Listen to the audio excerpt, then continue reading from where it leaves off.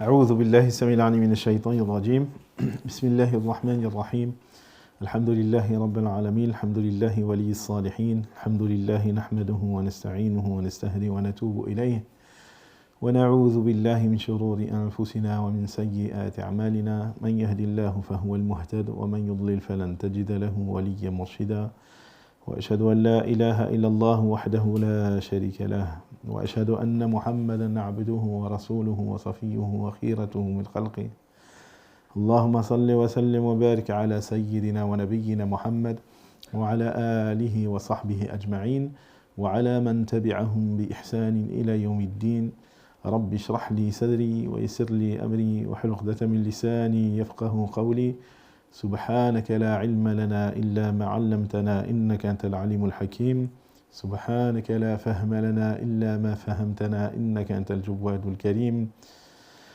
ولا حول ولا قوة إلا بالله العلي العظيم أما بعد السلام عليكم ورحمة الله وبركاته.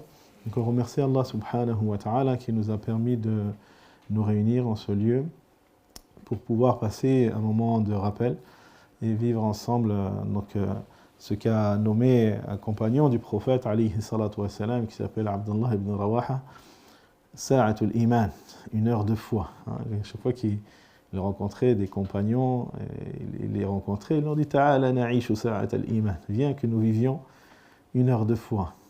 Et il s'asseyait pour évoquer pour Allah subhanahu wa ta'ala, pour parler d'Allah subhanahu wa ta'ala, et un jour un compagnon s'est froissé. Il lui dit mais laisse-moi tranquille, qu'est-ce que c'est que cette façon de vivre la foi? Il est parti se plaindre au prophète alayhi salatu wassalam en disant qu'est-ce qu'il a ce Ibn Rawaha à nous apprendre la foi comme toi tu nous l'as pas apprise. À chaque fois qu'il nous voit, il nous dit Ta'ala na'ishu sa'at al-iman. À chaque fois il nous dit viens que nous vivions une heure de foi. Et le prophète alayhi salatu wassalam a répondu que Dieu bénisse Ibn Rawaha.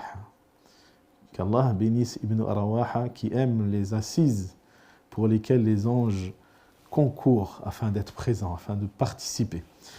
Et subhanallah, Allah subhanahu wa ta'ala nous a permis à nous d'être présents, parce que si on est là, c'est pas parce qu'on l'a voulu, mais parce qu'Allah subhanahu wa ta'ala l'a voulu. Ça c'est important de se le rappeler, parce que des fois on a tendance que nous on fait les choses.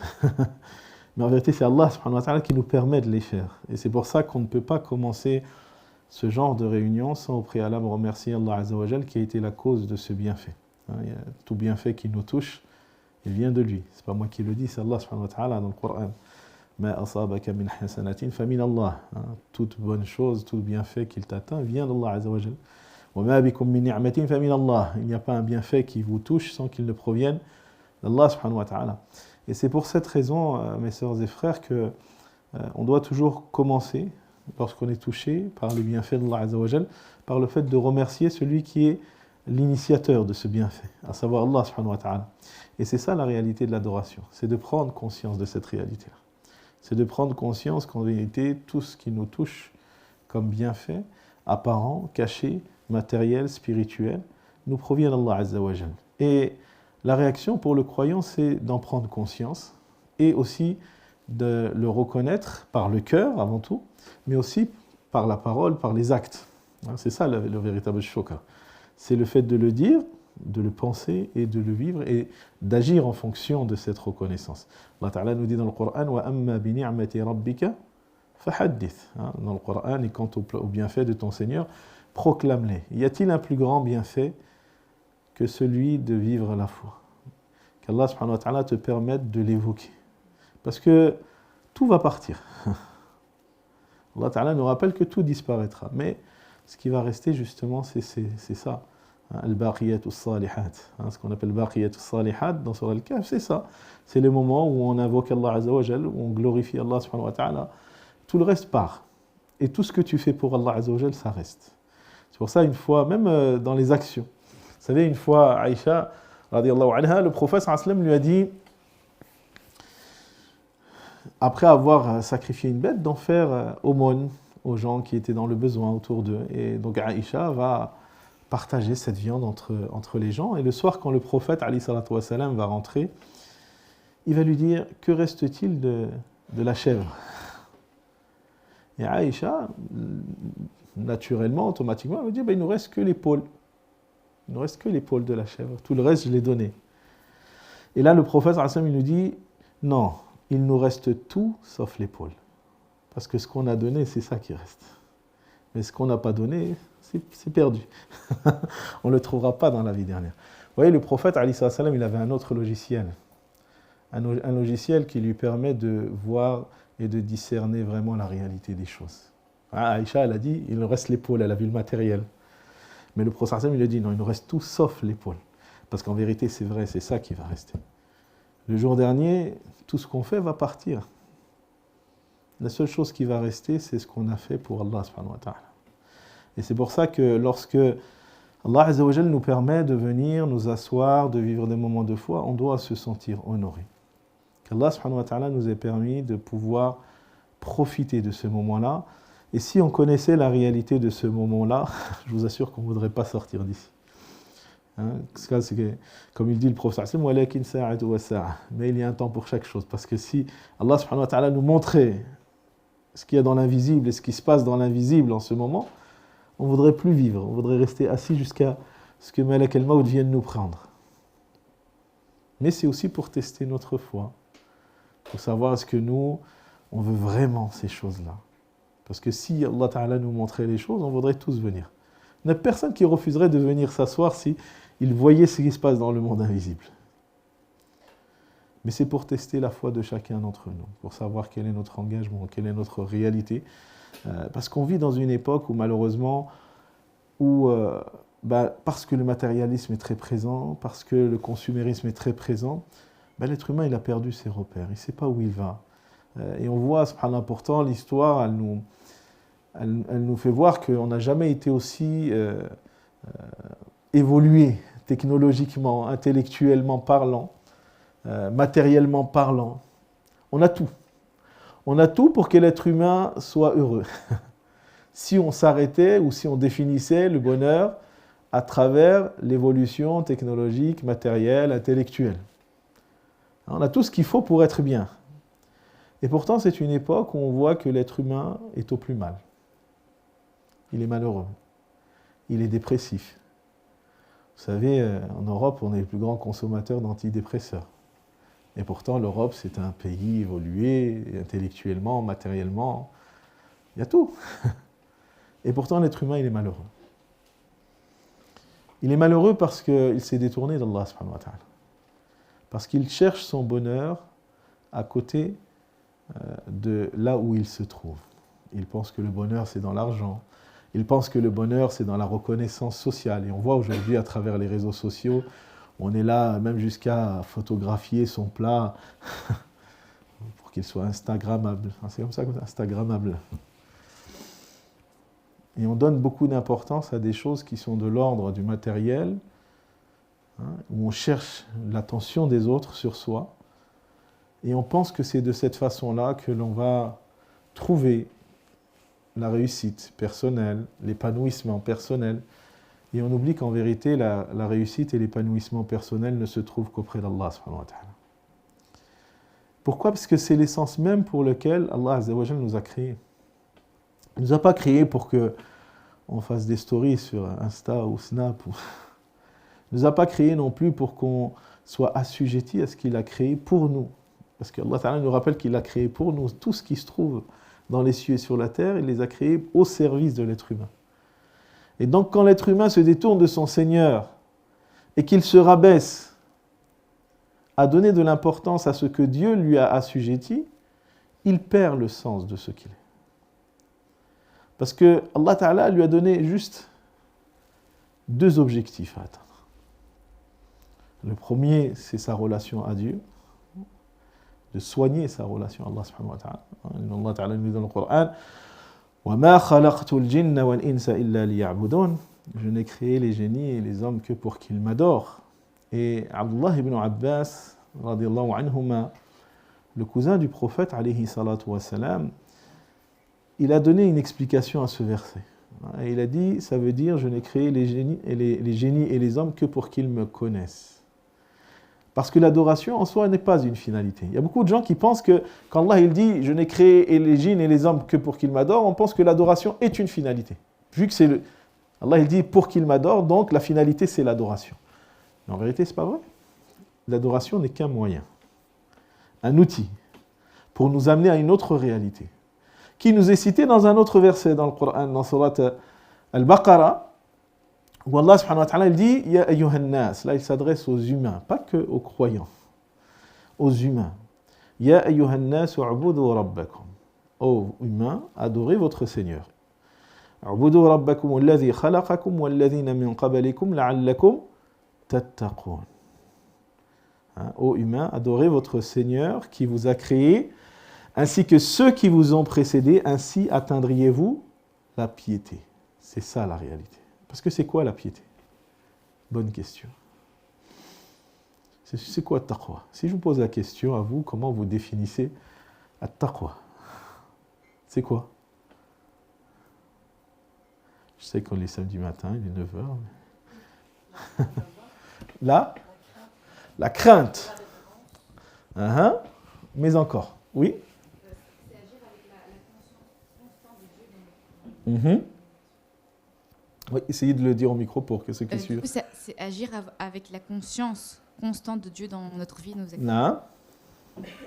Mais encore. Notre soeur avait dit que c'était la crainte révérentielle, c'est ça? C'est la crainte révérentielle de la Non. Je crois qu'il ne marche pas le micro, ma soeur. C'est la crainte révérentielle de la mais c'est au plus on le connaîtra, au plus on l'aimera et on le craindra, puis avec un équilibre des deux. Non. Alors, pour définir le taqwa, il y a une définition de savants qui est très touchante et qui redéfinissent la réalité de ce concept-là. Parce que souvent, effectivement, on lit ça à la crainte, on lit ça à la peur. Mais en vérité, c'est une définition qui est très restrictive du terme taqwa. Les savants de l'éducation nous disent que taqwa, c'est le fait d'agir conformément aux prescriptions d'Allah. Jusque-là, tout va bien. Mais il précise pourquoi. Par amour pour lui. C'est-à-dire que si tu le fais, c'est parce que tu aimes Allah. Et c'est la réalité de la foi. Allah Ta'ala dit وَالَّذِينَ آمَنُوا أَشَدُّ حُبًّا لِلَّهِ. Et ceux qui ont réellement la foi n'ont pas d'ego dans l'amour qu'ils portent pour Allah.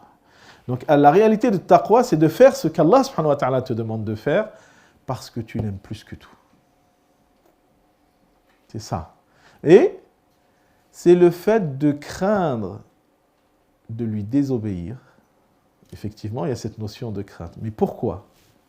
C'est là toute la différence entre ce qu'on va parler, la notion d'al-khawf, de cette peur, effectivement, du châtiment d'Allah subhanahu wa ta'ala en lui-même. Mais la question de taqwa, c'est la crainte, non pas d'Allah subhanahu wa ta'ala dans le sens du châtiment et de la vengeance, de la punition, mais c'est le fait d'éviter de lui désobéir par crainte d'être loin de l'être aimé. C'est-à-dire que si tu évites les interdits, si tu évites les péchés, c'est avant tout parce que tu crains les conséquences de celui-ci dans ta relation à Allah subhanahu wa ta'ala. Et c'est pour ça qu'Allah Ta'ala nous dit que les gens qui sont issus de la piété, ce n'est pas des gens parfaits, ce n'est pas des gens infaillibles, mais c'est des gens qui, lorsqu'ils commettent une faute, ils ne peuvent pas rester loin de leur Seigneur. Allah, c'est ce qu'il nous dit dans le Coran, dans Surat Al-Imran, en parlant de muttaqin, des gens pieux, il dit وَالَّذِينَ إِذَا فَعَلُوا فَاحِشَةً أَوْ ظَلَمُوا أَنفُسَهُمْ ذَكَرُوا اللَّهَ فَاسْتَغْفَرُوا لِذُنُوبِهِمْ وَمَنْ يَغْفِرُ الذُّنُوبَ إِلَّا اللَّهُ. Et ce sont ceux qui, lorsqu'ils ont été injustes envers eux-mêmes, ou qu'ils ont commis une turpitude, c'est-à-dire ils ont fait une faute. Vous voyez, Allah Ta'ala ne nous dit pas que les gens pieux ne commettent pas de faute. Il dit, mais lorsque ça leur arrive, Zakarullah, tout de suite ils se souviennent d'Allah Azza wa Jal et ils demandent pardon. Pourquoi? Parce qu'ils ne peuvent pas rester loin de leur Seigneur. C'est ça la réalité de taqwa. C'est cette crainte de se retrouver loin d'Allah Azza wa Jal à cause des interdits que j'ai transgressés.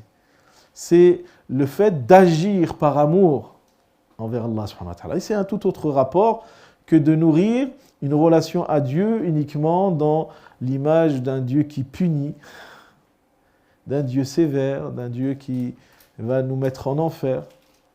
Alors qu'Allah Azza wa Jal nous dit dans le Coran وَمَا يَفْعَلُ اللَّهُ بِعَذَابِكُمْ إِنْ شَكَرْتُمْ وَآمَنْتُمْ. Pourquoi Dieu, et qu'est-ce que Dieu ferait-il du fait de vous châtier si vous êtes reconnaissant et croyant? Il n'y a pas de raison. Donc pourquoi tu veux définir Allah Azza wa Jal à travers le châtiment, la sévérité, alors qu'en vérité, ce n'est pas ce qui le définit. Et on va le voir. Allah subhanahu wa ta'ala nous amène justement et nous invite à l'adoration pour qu'on puisse le connaître.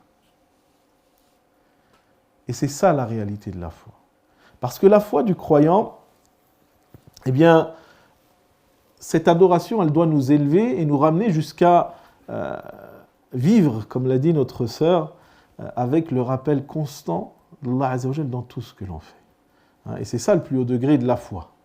Quand Jibril alayhi salam, il est venu enseigner aux compagnons, qu'est-ce que la religion? On connaît le hadith de Jibril, où donc il vient, il se présente au prophète sallallahu sous l'apparence d'un homme, et qu'il le questionne au sujet de l'islam, de l'iman, de l'islam, de la foi, et puis il le questionne au sujet de l'ihsan, de l'excellence dans la foi.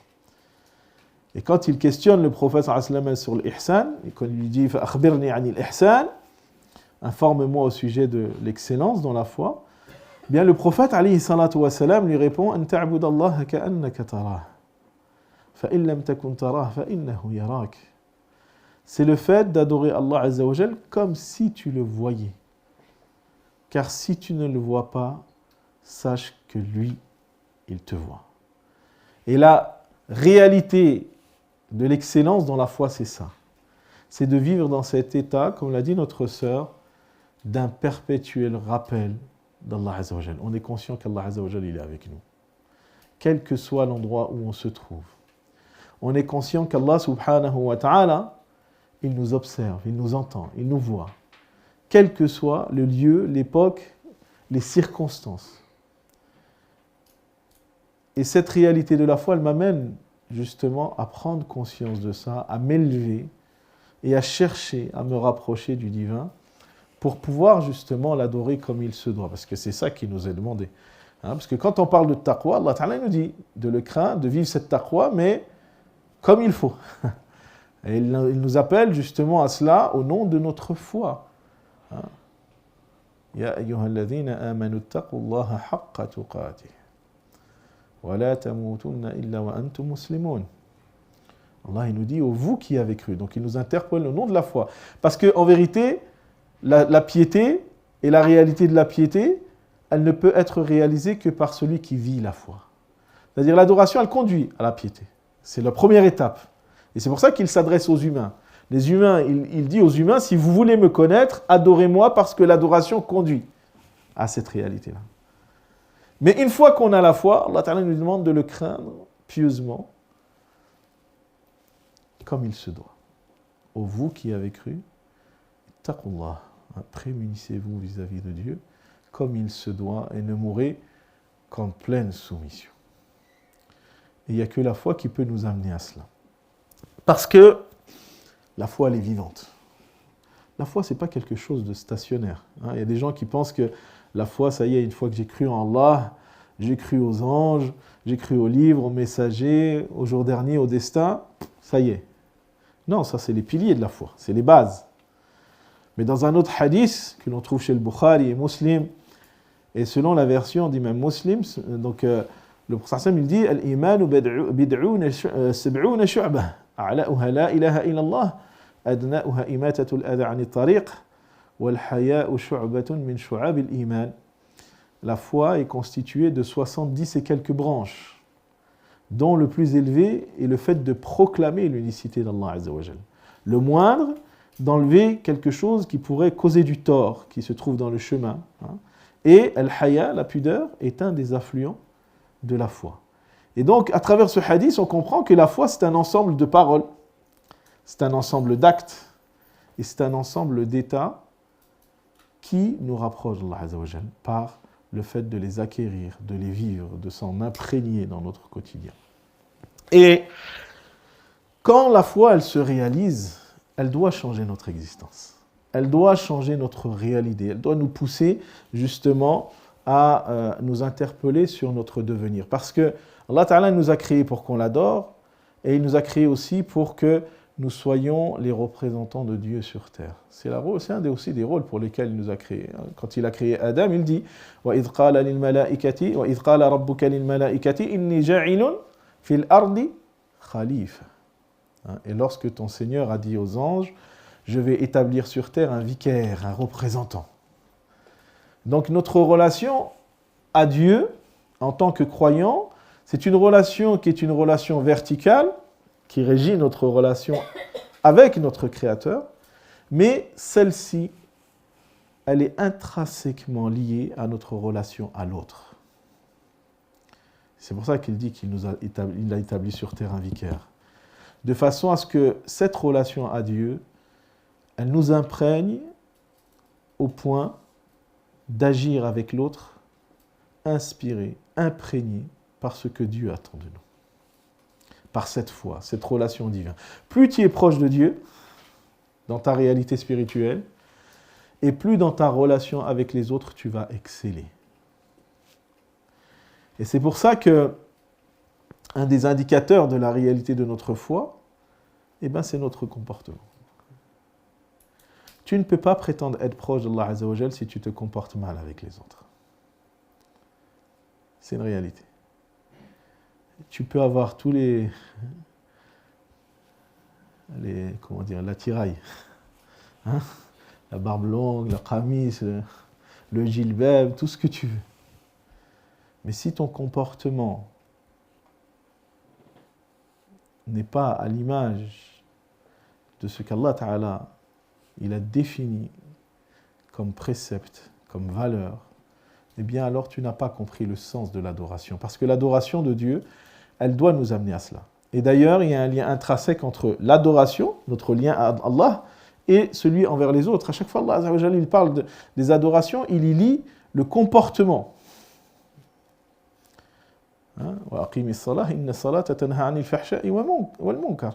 Allah il nous dit accomplis la prière car la prière éloigne du blâmable et des turpitudes.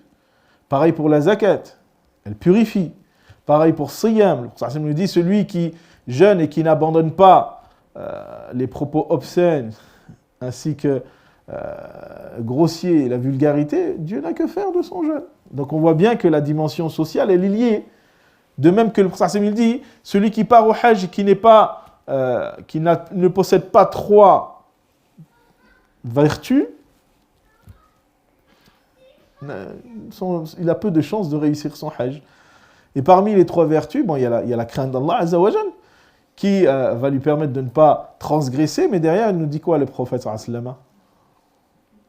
Il dit un bon comportement. Un bon comportement.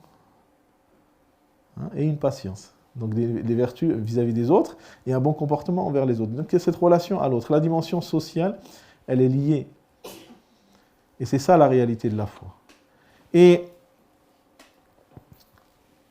cette foi, lorsqu'elle est, alhamdoulilah, présente, elle nous amène à vouloir encore plus nous rapprocher de Allah Azza wa Jalla, à chercher à comprendre notre religion, à chercher à savoir comment définir les priorités. Parce que malheureusement, on vit aujourd'hui dans une époque où les gens ne priorisent plus leur construction spirituelle.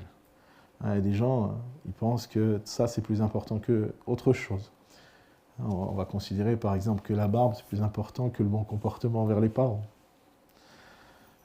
Et d'autres choses de ce type-là. Et on va blâmer une personne qui ne pratique pas le fait de laisser pousser la barbe, mais on ne va pas blâmer une personne qui néglige ses parents. Alors qu'Allah Azza wa Jalla a placé les parents après Tawhid. وَقَضَى رَبُّكَ أَلَّا تَعْبُدُوا إِلَّا إِيَّاهُ وَبِالْوَالِدَيْنِ إِحْسَانًا. Et que la barbe, elle n'est pas citée dans le Coran. Si, elle est citée. À quel moment elle est citée? C'est comme Moussa, il attrape Aaron et qu'il le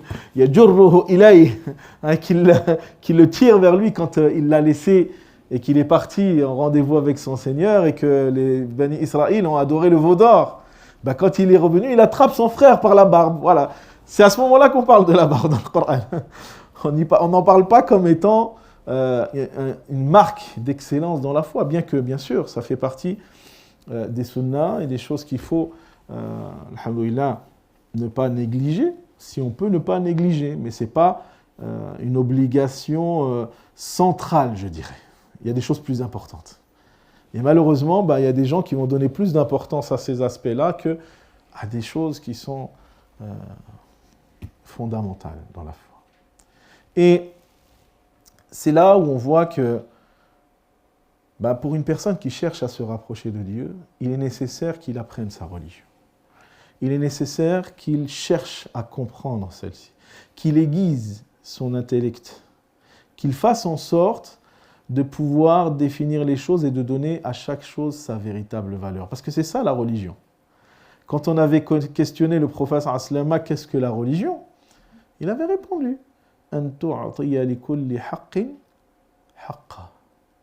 c'est de donner à chaque chose son droit. Vous voyez? Parce qu'à l'époque, il y avait des compagnons qui pensaient que je peux donner des choses qu'à une dimension de ma foi. Parmi les compagnons, vous savez, il y avait des compagnons qui étaient des grands adorateurs. Parmi eux, Abdullah ibn Amr ibn al-As, il était connu pour son ascétisme et pour sa dévotion. Et il priait toute la nuit, il jeûnait tous les jours. Et un jour, il s'est marié.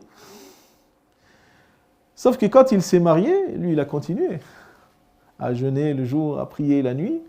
Et un jour, son épouse, elle est venue visiter Aïcha, et elle était un peu négligée sur elle. Elle ne se parait pas, elle n'était pas... Ça se voyait qu'elle ne se faisait pas d'efforts. Et le prophète Hassan lui a dit, mais qui est cette femme? Et il lui dit, c'est la femme d'Abdullah ibn Amr. Il lui dit, pourquoi elle se néglige comme ça? Et là, Aïcha lui a dit, justement, elle est venue se plaindre de son mari parce qu'il ne fait pas attention à elle. Il jeûne le jour, il prie la nuit. Tout le temps. Tous les jours qu'Allah subhanahu wa ta'ala fait. Et donc, le prophète sallam ayant appris la chose, il va à la rencontre de Abdullah ibn Amr et il lui dit, oh Abdullah, j'ai appris ou j'ai entendu dire que tu jeûnes le jour et que tu pries toute la nuit. Et tous les jours comme ça. Et Abdullah ibn Amr dit, oui, oui. Vous savez ce qu'il lui répond le prophète sallam? Ne le fais pas. Il n'a pas dit, il lui a dit ne le fais pas.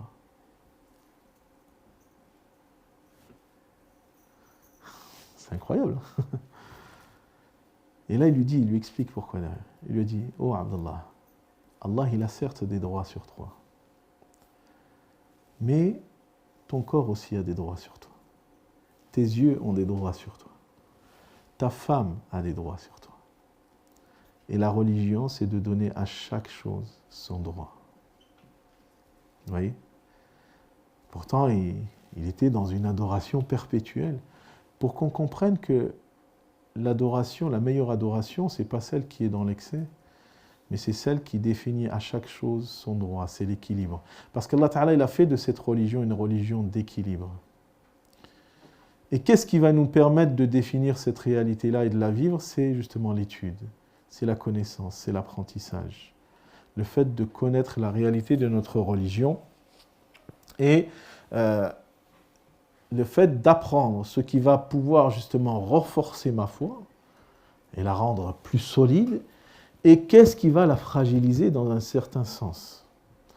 Parce que malheureusement, des fois, nous, on est là, on lit du Coran, on fait la prière, et on se dit, mais comment ça se fait, j'arrive pas à ressentir les choses? Qu'est-ce qui m'empêche d'être épanoui dans ma foi, de ne pas sentir cette proximité du divin?